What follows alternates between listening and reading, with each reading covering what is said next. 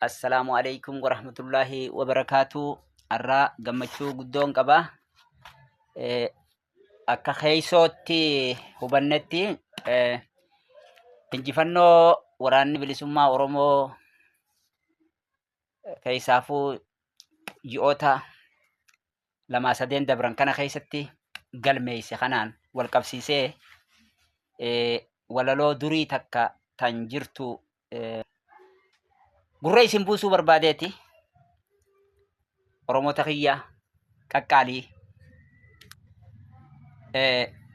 dhiigni keenya qulqulluun roorroof dhangala'e seenaa bilisummaati barreessa dabalee cimina qabsoo nuu fide fincila bilisummaa Oromoon itti fufa hadhaa qoqqifate jireenya gabrummaa jiraachuun nuuf hafa.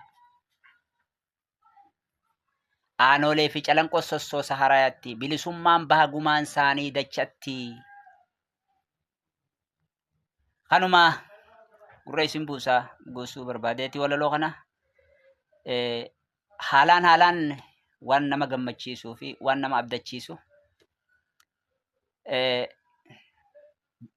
yeroo dheeraa jireenyuma keenya kana keessatti bara abbootii teenyaaf irraa dhiisi barootuma umrii teenyaa tana keessatti dhiigni ilmaan Oromoo akka galaanaatti dhangala'e haga yeroo ammaan tanaatti dhangala'aa jiru kan gumaa dhabe, kan nama dubbatuuf dhabe, kan nama isaa rifatu dhabe, harcaatii daangaan qabne buqqaatii keessaafuu buqqaatii yeroo ammaa uummata Wallaggaatiinis wal qabate wantootuma garaa nama balleessu ka jireenya namatti hadheessu hadhaa gubbaan dabalamu kana